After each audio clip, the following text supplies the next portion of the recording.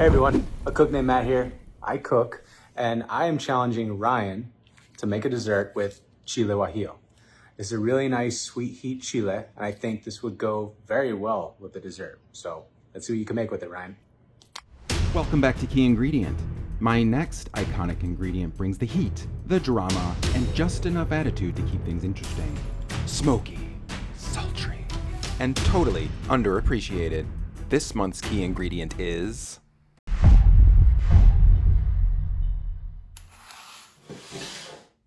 Matt gave me this ingredient, and you might know him as a cook named Matt.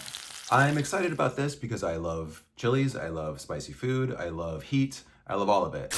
You know, back in my pastry chef days, whenever I made a dessert that featured chili or heat in some way, the chef would always complain that they were too spicy, the desserts were too spicy. But they would often come in 2 hours late hungover and take naps on my sacks of flour, so their opinion can't really be trusted. Matt is originally from Texas and he has Mexican heritage, so I'm going to design a dish around that. I'm going to make a mango sorbet. I'm going to pair that with a chamoy, and I'm going to do a corn cake or panque de elote. And some churro chips. And I'm going to use guajillo in all of that in some way. It's going to be a spicy episode, so whether you can take the heat or not, you're already here.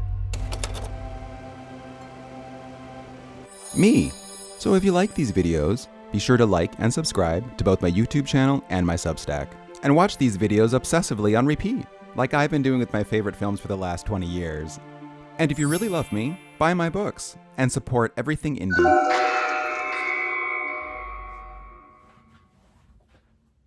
Are you still doing those key ingredient videos?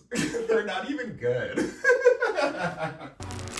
I'm gonna start with the mango sorbet. I was going to buy some mango pulp, but I didn't want to go to Restaurant Depot, so we're using fresh mangoes here for like $400. First, I'm gonna dice them up, scale them out, and blend them into a puree. Yeah, you've seen this before. Next, I'm gonna make a simple syrup that I'm gonna flavor with the guajillo.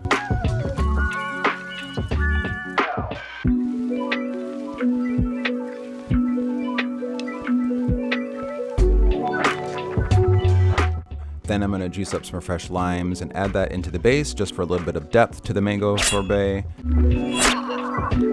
And while I do have an exact amount of syrup to add, fruit isn't always the same as far as sweetness and sugar content, so this is where this little tool comes in handy.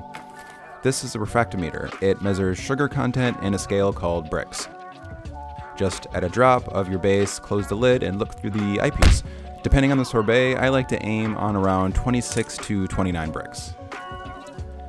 Next, I'm gonna mix in the salt with the xanthan gum together, and then add that to the base and blend that until smooth. Here comes the part where I ignore my better judgment. Again.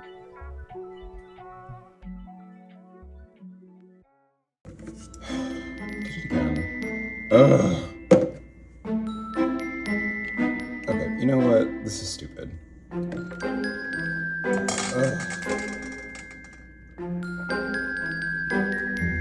Why didn't I use the chinois? I looked up a lot of recipes for chamoy, and many of them included umeboshi, which is a Japanese pickled plum or salted plum. So I did pick some up, and I used those in my recipe. I've never tasted them or used them before, so I didn't really know what to expect. No.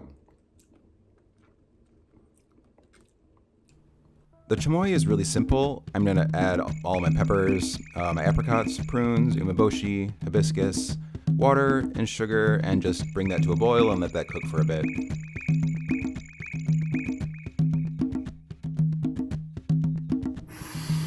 Very heady aroma. Hi, Mr. Stinky. I'm gonna spread this out onto a sheet tray so it'll cool faster, and then add in some lime juice, and then blend that up until it's fully smooth.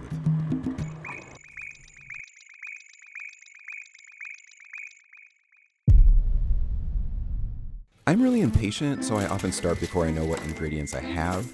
Don't do that. My recipe calls for cornstarch, but I didn't check to make sure I had it before I started, so now I'm using this. We'll use tapioca flour, I guess. I'm gonna toast and rehydrate my chilies, then sift all of my dry ingredients together. I like to add in my salt after I've sifted because it always gets stuck. And if it's a creaming method, I usually add the salt in with the sugar. My recipe calls for yellow corn in this cake, but use whatever you can find, like I did here. This is a blender cake, but make sure you have a blender that can hold all of your batter or you run the risk of running out of space like I am with this computer trying to edit all of these video files. Ooh, that's a lot. That's gonna be really full. Woo! Yeah, that's that's not gonna fit. Oh. Okay. Ooh, that's a little too much. Okay.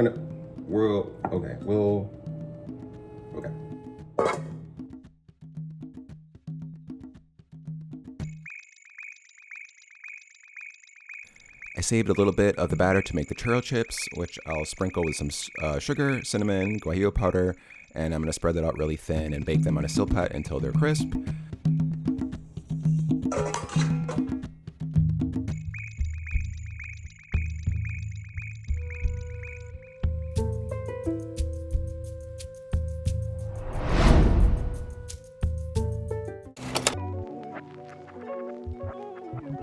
My chamoy is pretty thick, so I'm going to add a swoosh of that on the plate, place the corn cake on top of that, add a nice scoop of the sorbet on top of that, and then layer the churro chips around the dish and fill in some of the extra space with some leftover diced mango that I macerated in leftover guajillo syrup, and then finish with some guajillo powder. Let's do that really annoying thing that food influencers do where they take a bite, roll their eyes, and act like it's changed their life.